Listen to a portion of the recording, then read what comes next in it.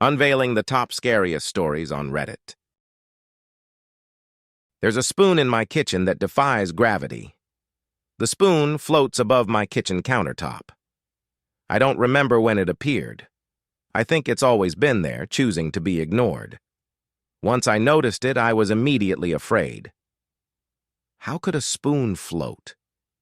How could a physical object go against everything I have ever been taught? The spoon does not care what is possible. It is a spoon. It floats upright, with the handle pointing to the floor and the bowl towards the ceiling. It almost never moves. It has no need to. It is a spoon. It seems so mundane and simple, but how can something so peculiar be anything but terrifying? This single object defies everything anyone has ever known. A magician may perform tricks, but this spoon is doing something that no human has ever been able to perform. By defying nature in this way, it goes against every rule the universe has ever had, and brings the nature of reality into question. But how can this be? It is a spoon. It looks ordinary. Its reflective metal shows no signs of age. Every day I check if the spoon is still there. It always is. Sometimes I think about touching it, but I can never bring myself to try. I don't think it would allow me anyway. I miss my best friend. They could not see the spoon. Look, I showed them, the week it appeared. Do you see it? His blank expression, staring right through to the countertop, showed me that he could not see. Perhaps his mind could not comprehend it. Or perhaps he was not chosen to have this revealed to him. I should have never attempted to show anyone. Unveiling the spoon is not my decision to make. Before he could speak, the spoon moved. The only time it ever has.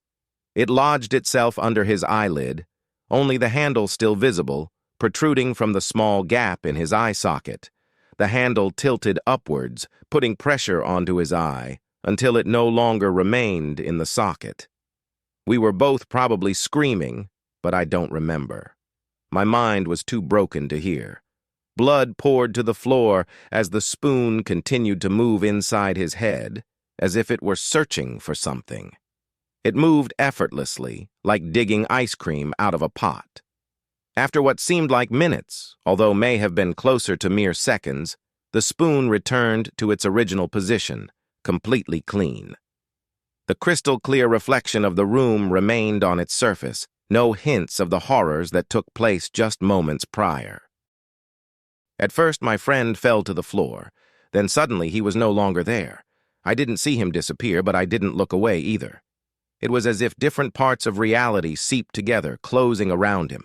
The whole room looked as it always had. I began to wonder if I was crazy. Had anything even just happened? Things were happening too fast for anything to seem real. Things still don't seem real now. I never saw my friend again. I've never told anybody what I saw. I'm not even sure how I would. Today, as I entered my kitchen, I stepped over the spot where my friend had once been. The spoon was next to me. I tried to ignore it, as I often do. But somehow, I couldn't look away. Something in the spoon caught my attention. In the inverted reflection where the bowl curves inward, I saw my friend lying at my feet, in a puddle of blood. His eye lay next to him. I tried to look away, but I was not allowed. The privilege of ignorance was taken from me as I relived the events that took place against my friend. Yet all the while, a single thought lodged into my brain, as the spoon had once lodged into his. Why is this happening to me? This kitchen utensil doesn't care what anyone thinks. It exists as a portal to the unknown. The only connection between reality and unexplainable terror. It could have been any object, any physical thing.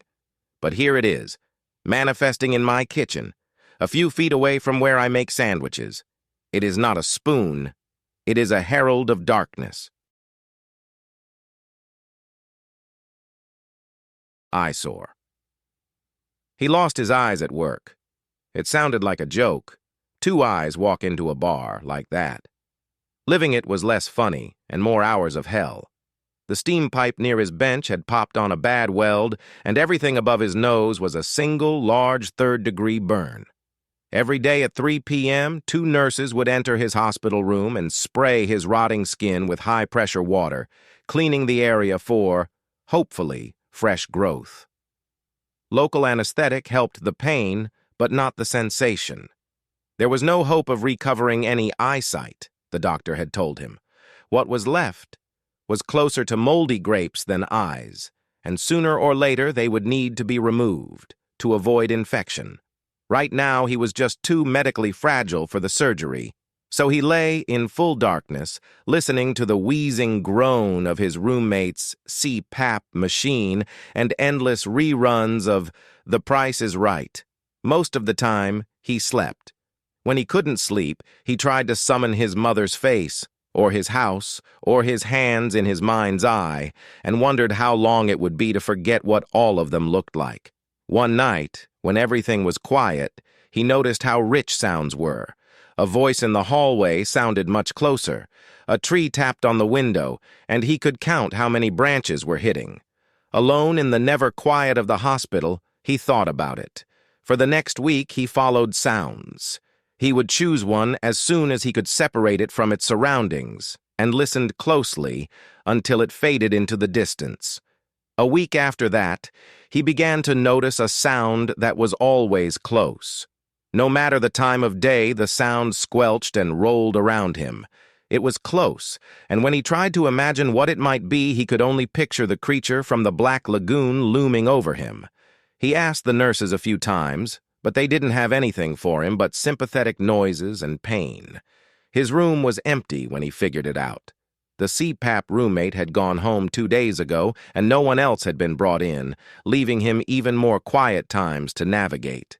When he heard a voice in the hall, he rolled his eyes instinctively towards it and heard the horrid sound again, heavy boots in thick mud inside his own head. Then he knew.